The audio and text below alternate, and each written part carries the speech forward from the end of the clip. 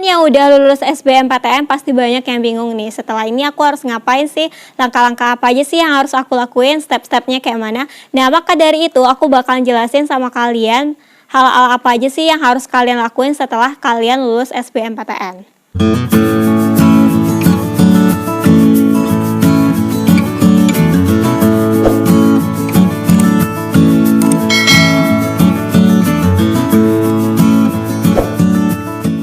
Assalamualaikum warahmatullahi wabarakatuh teman-teman, kembali lagi dengan aku Rahmi Fika Aulia. Oke, jadi rasanya udah cukup lama ya aku nggak sharing-sharing sama kalian.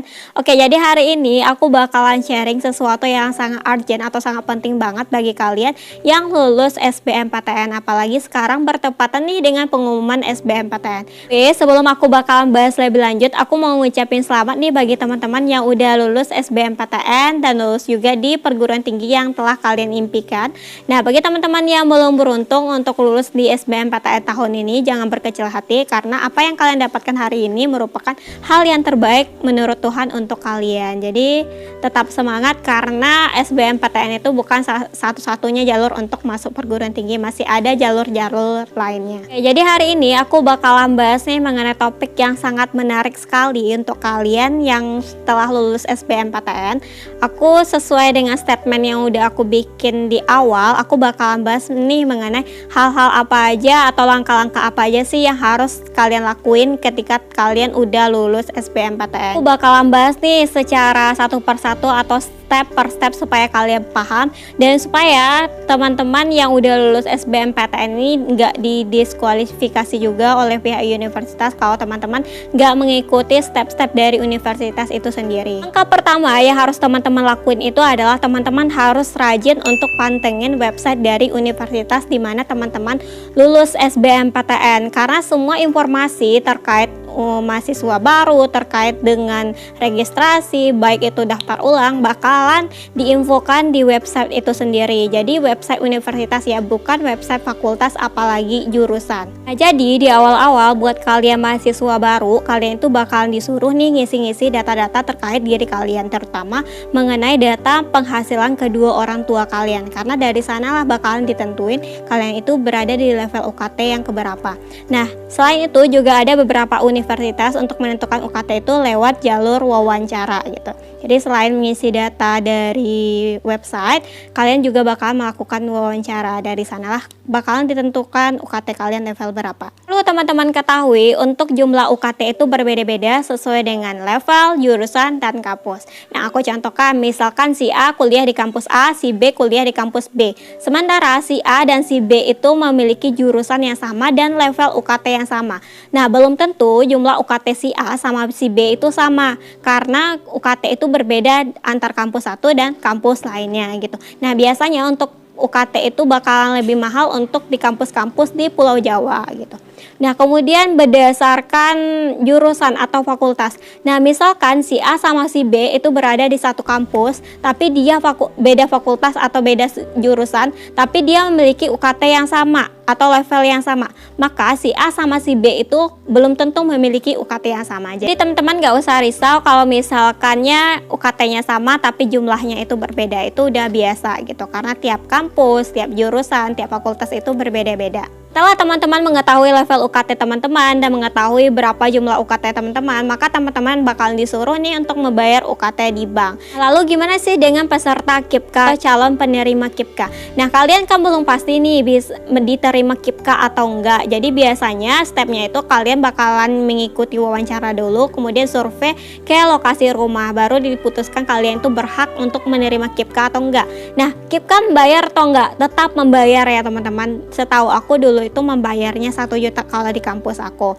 Nah, kalau misalkan teman-teman lulus di KIPKA, jadi uang 1 juta yang telah teman bayarin itu bakalan dikembalikan lagi kok. Jadi teman-teman gak usah pusing. Nah, setelah teman-teman bayar di bank, teman-teman biasanya disuruh melakukan registrasi lagi, bakalan disuruh ngisi-ngisi data lagi. Nah, setelah itu teman-teman bakalan mendapatkan yang namanya NIM, nomor induk mahasiswa. Jadi setelah teman-teman dapat nomor NIM ini, bisa dikatakanlah teman-teman udah resmi menjadi mahasiswa di sana. Nah, bagi kalian yang bertanya-tanya NIM itu apa sih Kak? Nah, NIM itu sama kayak identitas kalian di universitas tersebut. Jadi kalau kalian mau lakuin hal-hal apapun, jadi kalian menggunakan NIM gitu ya.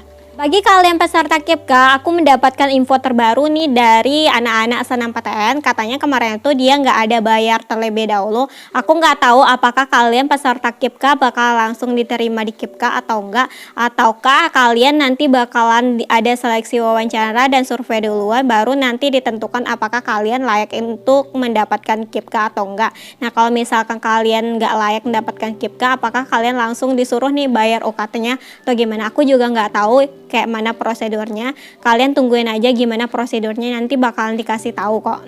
Nah, setelah kalian mendapatkan NIM, itu biasanya kalian bakalan disuruh verifikasi berkas. Nah, jadi berkas-berkas atau data-data yang telah kalian isi di registrasi online itu bakalan kalian bawa nih ke kampus untuk verifikasinya. Biasanya ada juga nih ditambahin dengan ijazah atau surat keterangan lulus kalau kalian belum punya ijazah.